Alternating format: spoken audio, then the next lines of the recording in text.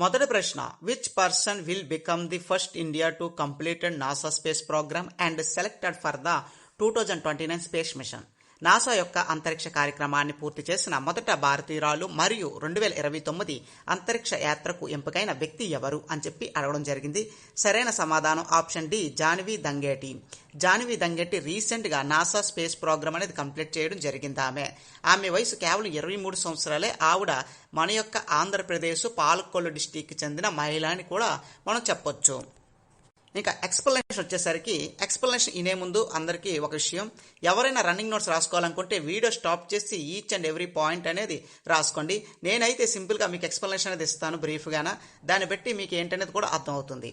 ఇంకా ఎక్స్ప్లెనేషన్ చూసినట్టయితే మొదటి పాయింట్లోని మన యొక్క ఆంధ్రప్రదేశ్ పాలకొల్లుకు చెందిన 23 ఏళ్ల జాన్వి రీసెంట్గా internship air and space program పూర్తి చేసి తొలి భారతీయ మహిళలుగా ఆమె రికార్డు సృష్టించారు. ఇంకా రెండో పాయింట్ వచ్చేసరికి చూసినట్టయితే అమెరికాకు చెందిన ఒక private aerospace company Titan space industry 2029 అంతరిక్ష యాత్రకు ఎంపికైన తొలి భారతీయురాలుగా కూడా మన యొక్క జాన్వి ఎంపికవడం ఇదొక గొప్ప విషయం. అంటే అమెరికా వాళ్ళు 2029లోని స్పేస్కి పంపించాల్సిన లిస్టులో మన యొక్క భారతదేశానికి చెందిన జాన్వి కూడా ఉండడం అది మనకు ఎంతో గర్వకారణం అని మనం చెప్పొచ్చు. సెకండ్ ప్రశ్న చూడండి. On 25th June 2025 who became the second India to go to space after 21 years? 2025 June 25న 41 ఏళ్ల తర్వాత అంతరిక్షంలోకి వెళ్లిన రెండో భారతీయుడు ఎవరు? ఇక్కడ గుర్తుపెట్టుకోండి, 41 సంవత్సరాల కిందట మన ఇండియా నుంచి ఒక వ్యక్తి వెళ్ళడం జరిగింది స్పేస్కి. ఆయన ఎవరనేది నాకు వీడియో స్టాప్ చేసి కామెంట్ బాక్స్లో మెన్షన్ చేయండి. అయితే రీసెంట్గా 25th June ఇంకో వ్యక్తి స్పేస్లోకి వెళ్ళడం జరిగింది. ఆయన పేరు వచ్చేసి సరైన సమాధానం శుభాంశున్ శుక్లా. సరైన సమాధానం బి, శుభాంశున్ శుక్లా. రీసెంట్గా ఆయన నాసాలోకి వెళ్ళడం జరిగింది.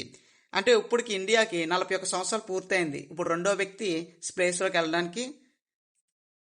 ఎక్స్ప్లెనేషన్ వచ్చేసి శుభాంశున్ శుక్లాతో పాటు మరో ముగ్గురు ఈ యొక్క ట్రావెలింగ్ అనేది చేయడం జరిగింది అంతరిక్షంలోకి. ఇంకా సెకండ్ పాయింట్లో చూడండి, mission all of them will be a part of the Axiom 4 mission అని చెప్పడం జరిగింది. యాక్సియం 4 మిషన్ అని మనం చెప్పొచ్చు. అయితే ఇక్కడ గుర్తుపెట్టుకోండి, all of them will be part of the Axiom 4 mission అని చెప్పడం జరిగింది. అంటే ఈ యొక్క హ్యాక్సిమా 4 మిషన్ ఏదైతే ఉందో ఇది వన్ ఆఫ్ ద పార్ట్ అని చెప్పొచ్చు. ఈ యొక్క స్పేస్ మిషన్లోని ఇది ఒక పార్ట్ అని చెప్పొచ్చు. అయితే ఫోర్త్ పాయింట్లో చూడండి, launch from complex 39A of Kennedy space centre in America.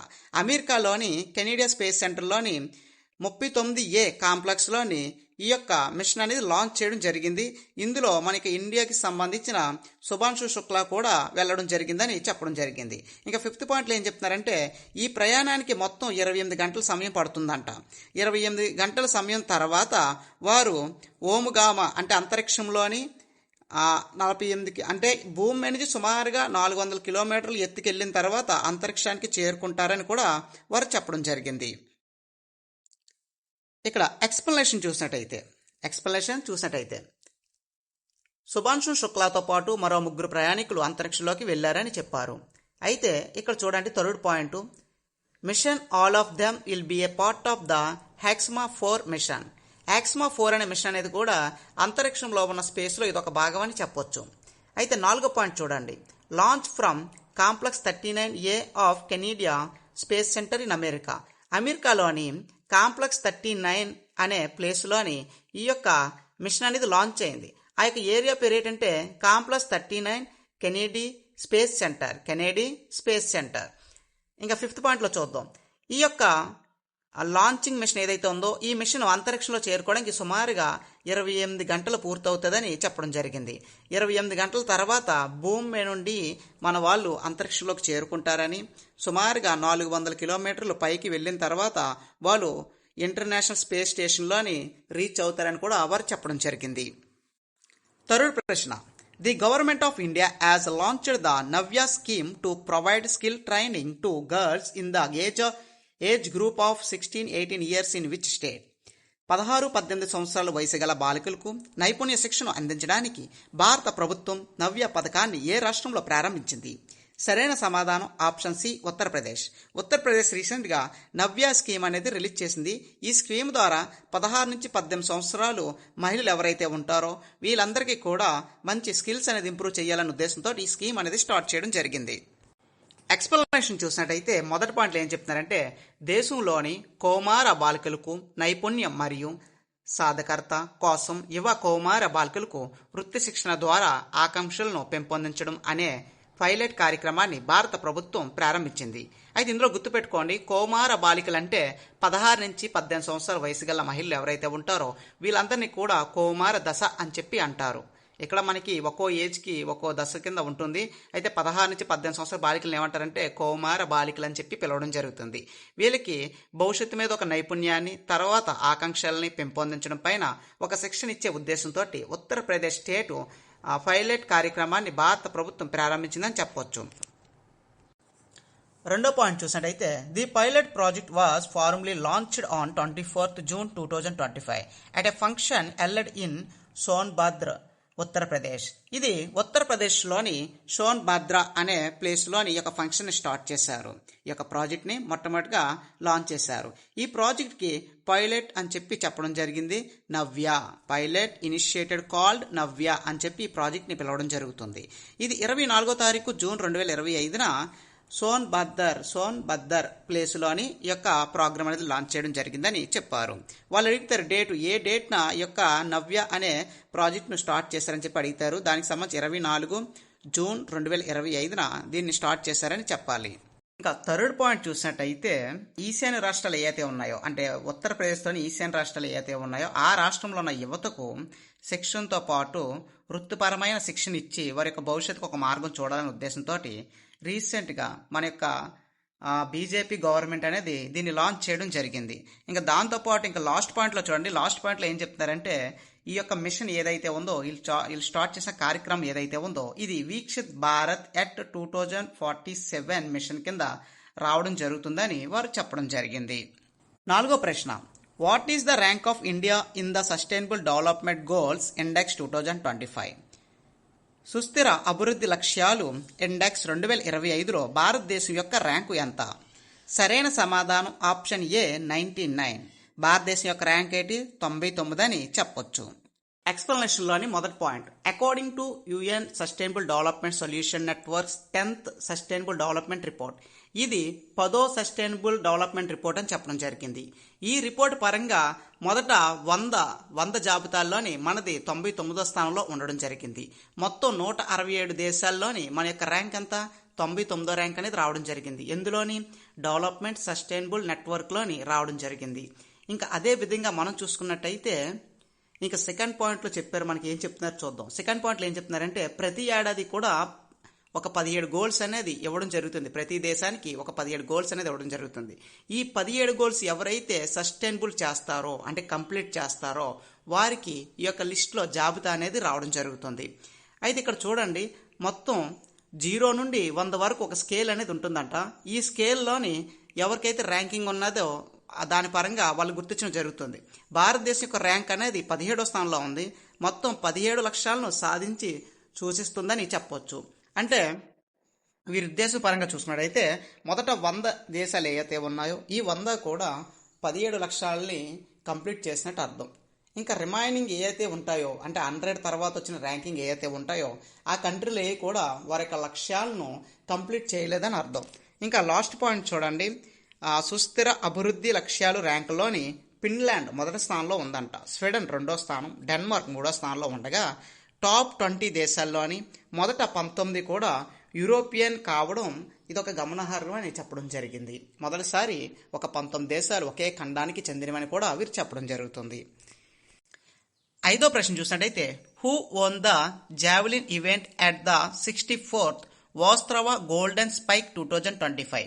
64వ Ostrava golden spike 2025లోని జావెలిన్ ఈవెంట్ విజేత ఎవరు అని చెప్పి అడగడం జరిగింది. సరైన సమాధానం ఆప్షన్ ఏ నీరజ్ చోప్రా. నీరజ్ చోప్రాకి మళ్ళీ ఇందులో గోల్డ్ మెడల్ అనేది ఆయన సాధించడం జరిగింది.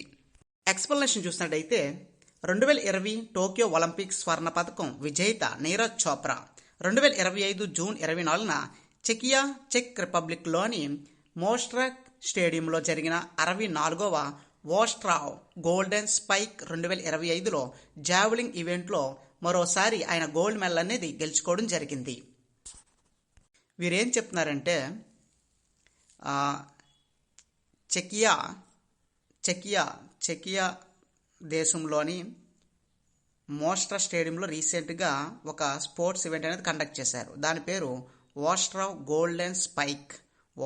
గోల్డెన్ స్పైక్ ఈవెంట్ అనేది కండక్ట్ చేశారు. ఇది 64వ ఈవెంట్ అని చెప్పొచ్చు.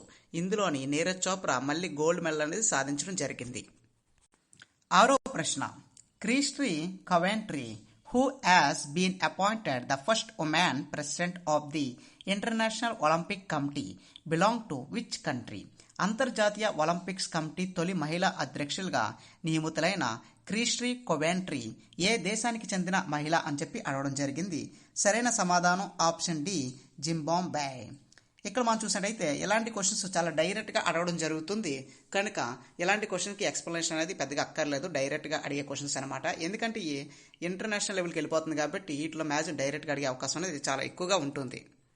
ఇంకా ఎక్స్ప్లెనేషన్ చూసినట్టయితే ఎక్స్ప్లెనేషన్ ఏం చెప్తానంటే మొదటి పాయింట్లో చూడండి, అంతర్జాతీయ ఒలింపిక్ కమిటీ అధ్యక్షుడిగా జింబాబ్వేకు చెందిన క్రిస్టీ కవెంట్రీకి ఎన్నికయ్యారని చెప్పడం జరిగింది. ఇంకా రెండో పాయింట్లో చూసినట్టయితే ఐఓసి హిస్టరీలోని ఇదే మొదటిసారంట ఒక మహిళ ఈ యొక్క అధ్యక్షురాలు పదవిని అధిరోహించిన మహిళగా మన యొక్క ఏం పేరు క్రిస్టీ కవెంట్రీ అనే మహిళ ఎంపికవడం జరిగింది. ఈమె జింబాబ్వే కంట్రీకి చెందిన మహిళ అని కూడా చెప్పొచ్చు.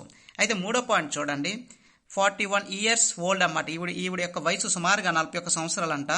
అయితే ఇది 144వ IOC session in Costa Navarino గ్రీక్స్లోని కోస్ట్ నవిరియాన్లో జరిగిన 144వ ఐఓసి సెషన్లోని 41 ఏళ్ల జింబాబ్వేకి చెందిన క్రీడాకారిణి ఎంపికైందని చెప్పొచ్చు. ఈమె జింబాబ్వేలోని ఈమె ఒక క్రీడాకారిణి కింద కూడా ఈమెను గుర్తించడం జరిగింది. ఆమె ఒక స్పోర్ట్స్ పర్సన్ అంట. ఆమె రీసెంట్గా ఈ యొక్క 144వ సెషన్కి అధ్యక్షురాలుగా నియమించడం జరిగింది. 7వ ప్రశ్న చూసినట్టయితే where was India's the first off grid 5 megawatt green hydrogen pilot plant commissioned? భారతదేశం యొక్క మొట్టమొదటి off grid 5 megavolt green hydrogen pilot ప్లాంట్ను ఎక్కడ ప్రారంభించబడింది అని చెప్పి అడగడం జరిగింది. సరైన సమాధానం ఆప్షన్ బి, గుజరాత్లోని రీసెంట్గా ఈ యొక్క 5 మెగావోల్ట్ గ్రీన్ హైడ్రోజన్ పైలట్ ప్లాంట్ను ఆవిష్కరించడం జరిగిందని చెప్పారు. ఇక్కడ ఎక్స్ప్లెనేషన్ చూసినట్టయితే ఈ యొక్క హైడ్రోజన్ ప్లాంట్ ఏదైతే ఉందో, ఈ యొక్క గ్రీన్ హైడ్రోజన్ ప్లానెట్ ఏదైతే ఉందో దీన్ని ఆదాని గ్రూపు కన్స్ట్రక్షన్ చేయనుందని కూడా చెప్పొచ్చు. అయితే ఇక్కడ మనం చూద్దాం, ఆదాని గ్రూప్ ఇటీవలే గుజరాత్లోని కచ్చోల్ భారతదేశంలో మొట్టమొదటి off grid 5 megawatts green hydrogen pilot ప్లాంట్ను ప్రారంభించింది. ఇంకా సెకండ్ పాయింట్ చూడండి, సెకండ్ పాయింట్లో ఏం చెప్తున్నారంటే Adani enterprises limited clean energy విభాగమైన ఆదాని న్యూ ఇండస్ట్రియల్ లిమిటెడ్ ఈ ప్లాంట్ని అభివృద్ధి చేస్తుందని చెప్పొచ్చు. ఇక్కడ చూడండి, ఈ ప్లాంట్ని కన్స్ట్రక్షన్ చేసేది ఏంటంటే ఆ clean energy arm of Adani enterprises limited సంస్థ దీన్ని డెవలప్ చేయనుందని కూడా వారు చెప్పడం జరిగింది. ఇక్కడ మనం చూడొచ్చు, ఇక్కడ సింపుల్గా ఏం చెప్పారంటే 4th పాయింట్లో చూడండి, ఈ ప్లాంట్ పూర్తిగా సౌర శక్తితోటి నడుస్తుందని మరియు నిరంతర కార్యకలాపాల కోసం బ్యాటరీ ఎనర్జీ స్టోర్స్ను సిస్టమ్ను కలిసి ఉంటుందని చెప్పడం జరిగింది. This planet run full on solar energy. ఈ ప్లాంట్ మొత్తం కూడా సోలార్ ఎనర్జీపై ఆధారపడి ఉంది. And including a battery energy storage system for a continuously operation. ఈ యొక్క హైడ్రోజన్ ప్రాజెక్ట్ ఏదైతే ఉందో దీన్ని రన్ చేయడానికి వాళ్ళు కేవలం యూజ్ చేసే ఎనర్జీ ఏంటంటే బ్యాటరీ ఎనర్జీ స్టోరేజ్ సిస్టమ్ ద్వారా ఈ యొక్క ఆపరేషన్ మొత్తం జరుగుతుందని, దీని ద్వారా హైడ్రోజన్ ఎనర్జీ అనేది గెయిన్ చేయడం జరుగుతుందని వాళ్ళు చాలా క్లియర్గా చెప్పడం జరిగింది. ఈ ప్లాంట్ ఎక్కడుంది అని చెప్పి మొదటి క్వశ్చన్ అడిగారు, గుజరాత్. తర్వాత దీన్ని ఎవరు కన్స్ట్రక్షన్ చేస్తారని అడిగారు, అది ఆదాని గ్రూప్. తర్వాత ఎస్టాబ్లిష్ చేస్తున్న ఇండస్ట్రీ నేమ్ ఏంటని చెప్పి కూడా అడిగారు. అది ఫస్ట్ పాయింట్లో చూడొచ్చు మీరు. ఏమని చెప్పారు, సెకండ్ పాయింట్ చూడండి. సెకండ్ పాయింట్లో ఇచ్చారు the clear energy arm of Adani enterprises limited సంస్థ దీన్ని డెవలప్ చేస్తుంది. ఆదాని న్యూ ఇండస్ట్రియల్ లిమిటెడ్ సంస్థ దీన్ని డెవలప్ చేస్తుంది. ఆదాని న్యూ ఇండస్ట్రియల్ సంస్థ దీన్ని డెవలప్ చేస్తుందని మన ఆన్సర్ అనేది ఇవ్వాల్సి ఉంటుంది. 8వ ప్రశ్న చాలా ఇంపార్టెంట్, అందరూ కూడా స్టార్ మార్క్ పెట్టుకోండి. The Ambubachi festival is celebrated in which state annually? Ambubachi పండుగను ఏటా ఏ రాష్ట్రంలో జరుపుకుంటారు? ప్రతి ఏటా కూడా ఈ యొక్క అంబూజీ ఫెస్టివల్ అని చాలా గ్రాండ్గా జరుపుకుంటారంట. అయితే అది ఏ రాష్ట్రం అని చెప్పి అడగడం జరిగింది. సరైన సమాధానం ఆప్షన్ సి, అస్సాం. అస్సాంలో ఈ యొక్క ఫెస్టివల్ అనేది చాలా ఘనంగా జరుపుకుంటారు. మీరు పిక్చర్లో చూడొచ్చు, ఈ విధంగా ఉంటుందని వారు చెప్పడం జరిగింది. అయితే ఇక్కడ బిట్స్ ఏ విధంగా అడిగితే అనేది కూడా ఇక్కడ నేను ఎక్స్ప్లెనేషన్ చాలా క్లియర్గా ఇచ్చాను. ఇక్కడ మనం చూసినట్టయితే కొన్ని వందలాది మంది భక్తులందరూ కలిసి ఈ యొక్క ఫెస్టివల్ అనేది జరుపుతారంట ప్రతి ఏటా కూడా. అది కూడా మీరు ఇక్కడ చూడొచ్చు 2025 కామాతి టెంపుల్ వద్ద ఈ యొక్క ఈవెంట్ అనేది జరుగుతుంది. ఇక్కడ మీరు చూడండి సెకండ్ పాయింట్లో ఏం చెప్తున్నారు చూద్దాం. The Ambubachi festival is held every June during the monsoon season at the Kamakhya temple in Guwahati. Assam capital ఏంటి? అస్సాం క్యాపిటల్ గోవాతి. అదేవిధంగా గుర్తుపెట్టుకోండి, అస్సాం క్యాపిటల్ గోవాతి. గోవాతిలోని కామకాయ టెంపుల్లోని ఈ యొక్క ఫెస్టివల్ అనేది ప్రతి ఏటా జరుగుతుంది. ఏ నెలలో జరుగుతుందని చెప్పి క్వశ్చన్ అడుగుతారు డెఫినెట్గా. ఈ యొక్క అంబుబాచి ఫెస్టివల్ ఏ నెలలో జరుగుతుందని చెప్పి క్వశ్చన్ అడుగుతారు. జూన్ మంత్ అని పెట్టాలి. మూన్సూన్ అన్నమాట, మనకు వర్షాకాలంలో ఈ యొక్క ఫెస్టివల్ అనేది కండక్ట్ చేస్తారనే విషయాన్ని ప్రతి ఒక్కరు గుర్తుపెట్టుకోవాలి. తర్వాత ప్లేస్ ఎక్కడని అడుగుతారు. గోవాతి. ఎక్కడ? గోవాతిలోని ఈ యొక్క ఫెస్టివల్ అనేది జరుగుతుందని చాలామంది క్లియర్గా చదవండి ప్రతిదీ కూడా. ఇంకా 9వ క్వశ్చన్ చూడండి. ఇది స్పోర్ట్స్ నుంచి అడిగే క్వశ్చన్, చాలా ఇంపార్టెంట్ అని చెప్పొచ్చు. Who become the first Indian wicket keeper to score a century in both innings of a test match? రెండిటిలోని సెంచరీ సాధించిన తొలి భారత వికెట్ కీపర్గా నిలిచాడు టెస్ట్ మ్యాచ్ ఇన్నింగ్స్లో. అతను ఎవరు అని చెప్పి అడగడం జరిగింది. సరైన సమాధానం ఆప్షన్ డి, రిషబ్ పంత్. ఈ యొక్క రికార్డు గతంలో ధోనికి ఉండేది. అయితే ధోని రికార్డ్ని రిషబ్ పంత్ అనేది దాన్ని బీట్ చేయడం జరిగింది. ఎందుకంటే Dhoni also wicket keeper, Rishabh Pant also wicket keeper కాబట్టి వీళ్ళిద్దరిలో చూసుకుంటే ఇప్పుడు రిషబ్ పంత్ అనేది ఈ యొక్క రికార్డ్ నెలకొల్పారు. ఒకే మ్యాచ్లోని 2 ఇన్నింగ్స్లోని ఆయన సెంచరీ అనేది చేయడం జరిగింది అని చెప్పొచ్చు, అది కూడా టెస్ట్ మ్యాచ్లో. ఎక్స్ప్లెనేషన్ చూసినట్టయితే Rishabh Pant delivered a landmark performance at Adangli in June 2025 by the scoring centuries in both innings of the test match against England. ఇంగ్లాండ్తో జరిగిన మ్యాచ్లోని రిషబ్ పంత్ 2 ఇన్నింగ్స్లోని ఆయన సెంచరీ సాధించడం జరిగిందని చెప్పడం జరిగింది. ఇంకా సెకండ్ పాయింట్ చూడండి. With 134 and 118 he joined a rare club of wicket keepers to achieve this feat, helping India notch a record 5 individual hundreds అని చెప్పొచ్చు. వీళ్ళు ఏం చెప్తున్నారంటే 134, 118 పరుగులతో అరుదైన వికెట్ కీపర్ క్లబ్లోకి చేరిన భారతీయ 5వ వ్యక్తిగా సెంచరీలు సాధించడంలో కీలక పాత్ర పోషించాడని చెప్పొచ్చు. ఈయన 5వ వ్యక్తిగా గుర్తించడం జరిగింది. ఇప్పుడు ఆల్రెడీ ఈ యొక్క రికార్డు 4 సాధించారు. ఇప్పుడైతే దీంతో కలిపి 5వ వ్యక్తి అనమాట. వికెట్ కీపర్ లిస్టులోని ఈయన 5వ వ్యక్తి అని వారు చెప్తున్నారు. అయితే ఇక్కడ థర్డ్ పాయింట్ చూడండి, చాలా ఇంపార్టెంట్ పాయింట్, ప్రతి ఒక్కరు కూడా స్టార్ పాయింట్ పెట్టుకోవాల్సిందే. He become the second wicket keeper after Andy Flower 2001 to score centuries in a both innings. ఇక్కడ మనం చూసినట్లయితే బోత్ ఇన్నింగ్స్లోని రిషబ్ పంత్ 2వ పర్సన్ చెప్తున్నారు. మొదటి పర్సన్ ఎవరు?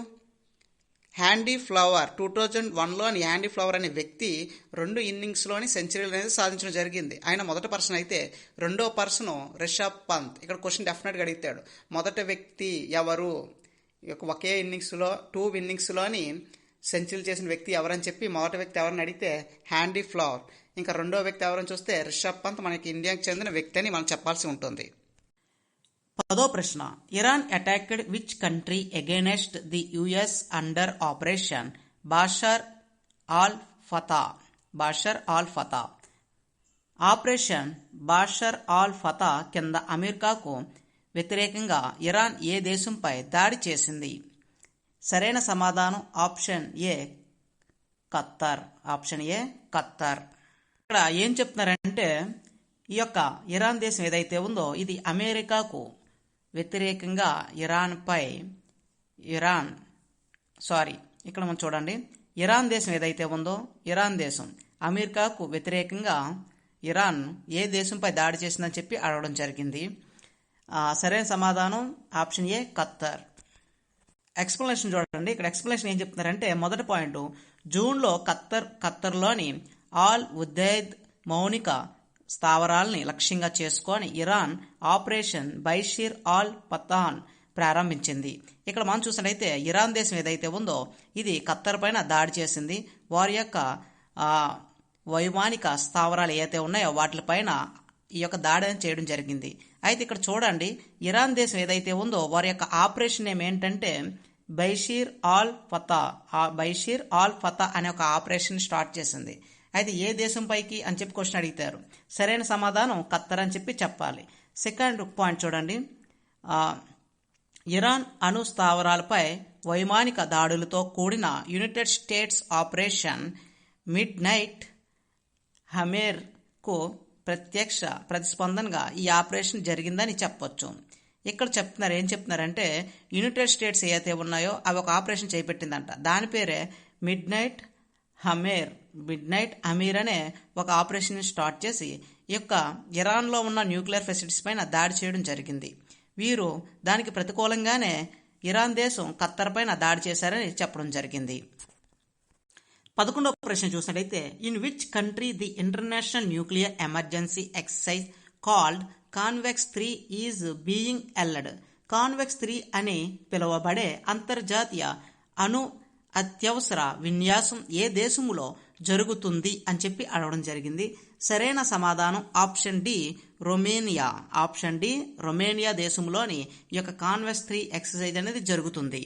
ఎక్స్ప్లెనేషన్ చూసినట్టయితే మొదటి point, the international nuclear emergency exercise Convex 3 is being held in రోమియన్.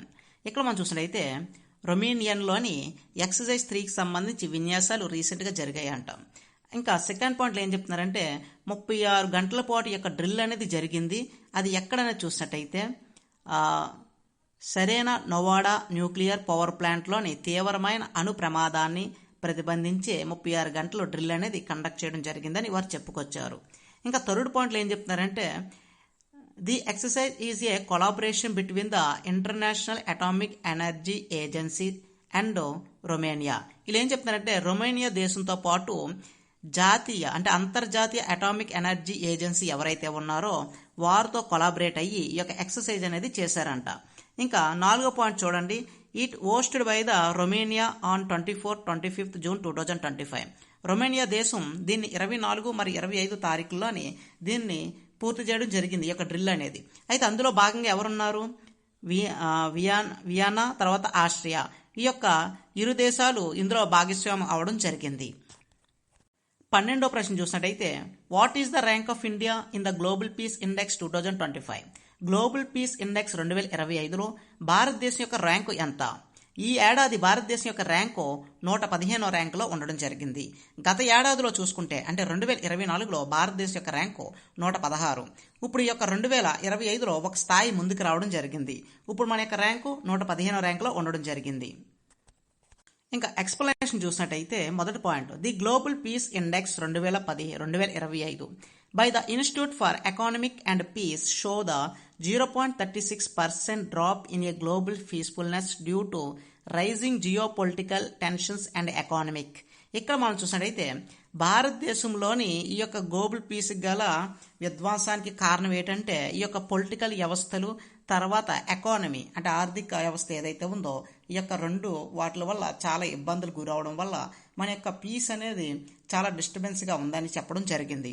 ఇంకా సెకండ్ పాయింట్ చూసినట్టయితే 2వ ప్రపంచ యుద్ధం తర్వాత ప్రపంచ శాంతి స్థాయి చాలా తగ్గిపోయిందని కూడా చెప్పడం జరిగింది. చాలా తగ్గిందంట. అంటే యాక్చువల్గా మనకి ఈ యొక్క రెండో ప్రపంచ యుద్ధానికి ముందు భారతదేశం అనేది పీస్ఫుల్నెస్లో చాలా టాప్ లిస్ట్లో ఉండేది. అలాంటిది మన యొక్క ఈ యొక్క వరల్డ్ వార్ 2 తర్వాత దేశం అల్లకొల్లాలం అయ్యి మనకి దేశం నుంచి బంగ్లాదేశ్ వెళ్ళిపోవడం, తర్వాత పాకిస్తాన్ వెళ్ళిపోవడం అన్నీ కూడా చాలా దారుణంగా జరిగాయి అన్నమాట. దానివల్ల మొత్తం కూడా అల్లకొల్లం అయిందని చెప్పొచ్చు. ఇంకా థర్డ్ పాయింట్ చూడండి, India rank 115th with a GPI global peace index score 2.229. ఇక్కడ చూడండి స్కోర్ అడిగితే డెఫినెట్గా ఇండియన్ ర్యాంక్ 115th అయితే వాటి యొక్క గ్లోబల్ పీస్ ఇండెక్స్ స్కోర్ అనేది 2.229 అని చెప్పొచ్చు. ఇంప్రూవింగ్ బై 0.58% ఇంప్రూవ్ అయిందంట. గత ఏడాదితో చూసుకుంటే ఏడాది మనం 0.58% ముందుకు రావడం జరిగిందని వారు చెప్పుకు రావడం జరిగింది. ఇక్కడ 13వ క్వశ్చన్ చూడండి, ఇది డైరెక్ట్ క్వశ్చన్ అని చెప్పొచ్చు. In which city Indians the first seamless fixed wireless access 5G service quantum 5G FWA was launched?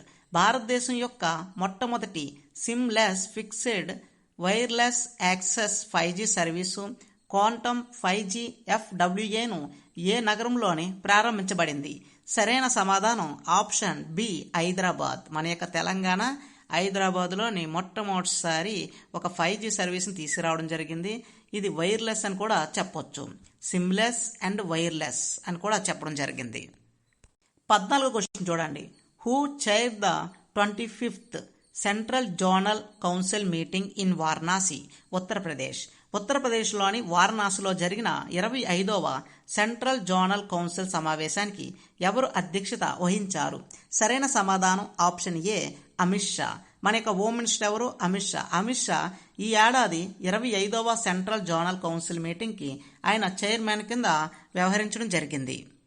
ఇంకా ఎక్స్ప్లెనేషన్ చూసినట్టయితే మనకి ఇక్కడ సెకండ్ పాయింట్లో చూడండి, ఎక్స్ప్లెనేషన్లో చాలా బాగా చెప్పారు. The central zonal council conference Uttar Pradesh, Chhattisgarh, Madhya Pradesh and Uttarakhand అని చెప్పడం జరిగింది. ఈ యొక్క సెంట్రల్ జోనల్ కౌన్సిల్లోని ఉన్న రాష్ట్రాలు చూసినట్టయితే ఉత్తరప్రదేశ్, ఛత్తీస్గఢ్, మధ్యప్రదేశ్ అండ్ ఉత్తరాఖండ్. ఈ యొక్క స్టేట్స్ ఏవైతే ఉన్నాయో వీటికి సంబంధించి ఏం చెప్తున్నారో కూడా తెలుసుకుందాం. మొదటి పాయింట్ చూద్దాం. ఈసారి 25వ సెంట్రల్ జోనల్ కౌన్సిల్ సమావేశం 2025 జూన్ 24న ఉత్తరప్రదేశ్లోని వారణాసిలో జరిగింది.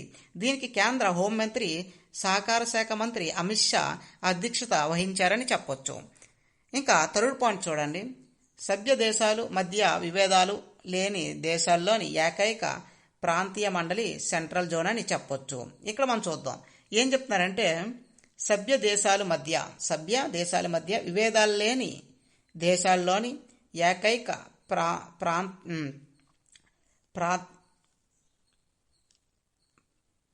ప్రాంతం మండలి సెంట్రల్ జోన్ అని చెప్పొచ్చని వారు చెప్పారు.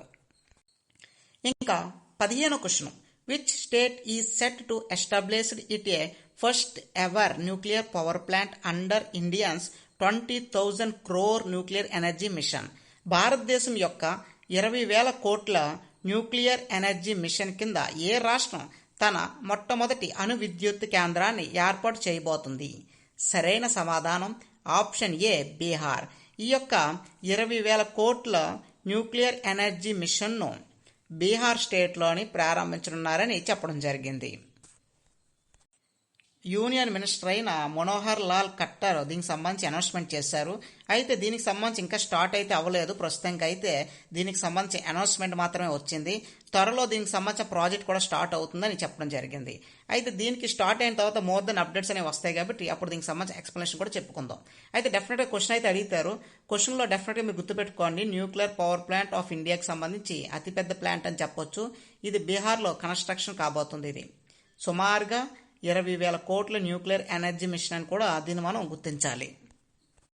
ఇంకా 16వ క్వశ్చన్ చూడండి, which state government has announced to give 1 lakh to every divert going on Kailash Mansarovar యాత్ర?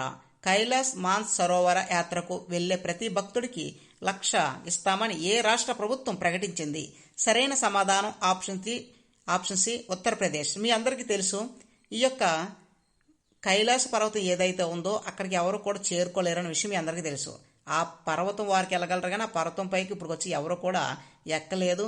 అదేవిధంగా ఆ యొక్క పర్వతం పైనుండి విమానాలు కానీ హెలికాప్టర్లు కానీ ఏవి కూడా వెహికల్స్ కూడా వెళ్ళే అవకాశం కూడా లేదని మొత్తం ఆ ఏరియా మొత్తాన్ని ఒక రెడ్ అలర్ట్ ప్లేస్ కింద కూడా పెట్టడం జరిగింది.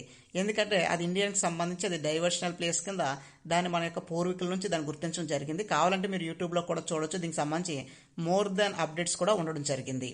అంటే ఉత్తరప్రదేశ్ రీసెంట్గా ఈ యొక్క కైలాస్ మానస సరోవర యాత్రకు వెళ్లే భక్తులందరికీ కూడా 1,00,000 రూపాయలు ఇస్తామని ఆ యొక్క రాష్ట్ర ప్రభుత్వం ప్రకటించిందంట ఉత్తరప్రదేశ్. ఎక్స్ప్లెనేషన్లో చెప్పడానికి ఏమీ లేదు, సేమ్ డేటా. కావాలంటే మీరు ఇక్కడ వీడియో స్టాప్ చేసి మీరు ఏమైనా నోట్ చేసుకోవచ్చు కావాలనుకుంటే. 17వ ప్రశ్న చూడండి, which state has recently announced the implementation of India Hindi as a common third language in school? పాఠశాలలోని హిందీని ఉమ్మడి వృత్తాంతం భాషగా అమలు చేస్తున్నట్లు ఇటీవల ఏ రాష్ట్రం ప్రకటించింది? సరైన సమాధానం ఆప్షన్ సి మహారాష్ట్ర. ఇప్పటివరకు మహారాష్ట్రలోని ద మెయిన్ లాంగ్వేజెస్ రెండే, ఇంగ్లీష్ ఒకటేనే, మరాఠీ ఒకటేనే. అయితే ఇప్పుడు రీసెంట్గా హిందీని కూడా వారి యొక్క ప్రాముఖ్య భాషల్లో హిందీని కూడా చేర్చడం జరిగింది స్కూల్లోని. అంటే థర్డ్ లాంగ్వేజ్ కింద వీటిని కన్సిడర్ చేయడం జరిగింది. ఇక్కడ మనం ఎక్స్ప్లెనేషన్ చూద్దాం. మొదటి పాయింట్లు ఏం చెప్తున్నారంటే, రాష్ట్రంలోని అన్ని మరాఠీ ఇంగ్లీష్ మీడియం పాఠశాలలోని 1 నుంచి 5వ తరగతి వరకు హిందీని 3వ భాషగా బోధిస్తామని మహారాష్ట్ర ప్రభుత్వం కొత్త ఉత్తర్వులు జారీ చేసిందని చెప్పొచ్చు. వారు డెఫినెట్గా క్వశ్చన్ అనేది అడిగితారు, ఈ యొక్క హిందీ లాంగ్వేజ్ అనేది ఏ తరగతి నుండి ఏ తరగతి వరకు అమలు చేశారు అని చెప్పి అడిగితారు. 1వ తరగతి నుంచి 5వ తరగతి వరకే దీన్ని అమలు చేయడం జరిగింది. హిందీని 3వ భాష కింద వాళ్ళు తీసుకోవడం జరిగింది. ఇంకా సెకండ్ పాయింట్ చూసినట్లయితే, జాతీయ విద్యా విధానం 2020కి అనుగుణంగా స్కూల్ ఎడ్యుకేషన్ కోసం స్టేట్ కరికులం ఏదైతే ఉందో అందులోని ఉత్తర్వులు జారీ చేయడం జరిగిందని వారు చెప్పడం జరిగింది. మన యొక్క నేషనల్ ఎడ్యుకేషన్ పాలసీ కింద, నేషనల్ ఎడ్యుకేషన్ పాలసీ తోటి ఈ యొక్క రిలేషన్షిప్ అనేది ఫామ్ చేసుకోవడం జరిగిందని వారు చెప్పడం జరిగింది. ఇక్కడతో ఈ రోజు మన యొక్క క్లాస్ అనేది పూర్తయింది. ఈరోజు చాలా బిట్స్ అనేవి మనం నేర్చుకోవడం జరిగింది. ప్రతి ఒక్కరు కూడా మన యొక్క ఛానల్ని సబ్స్క్రైబ్ చేసుకోండి, అలాగే మీ యొక్క స్నేహితులు కూడా షేర్ చేయండి. ఇక పై నుండి ప్రతిరోజు కూడా ఎర్లీ మార్నింగ్ అప్డేట్స్ వచ్చేలాగా మేము ప్లానింగ్ అనేది చేస్తాము. డెఫినెట్గా మీకు చాలా యూస్ఫుల్గా ఉంటుంది. ప్రతి ఒక్కరు కూడా మన యొక్క ఛానల్ అనేది సబ్స్క్రైబ్ చేసుకుని అలాగే విధంగా మీ యొక్క స్నేహితులకి మంచి నాలెడ్జ్ కూడా షేర్ చేసిన వాళ్ళు అవుతారు. Thank you for watching this video.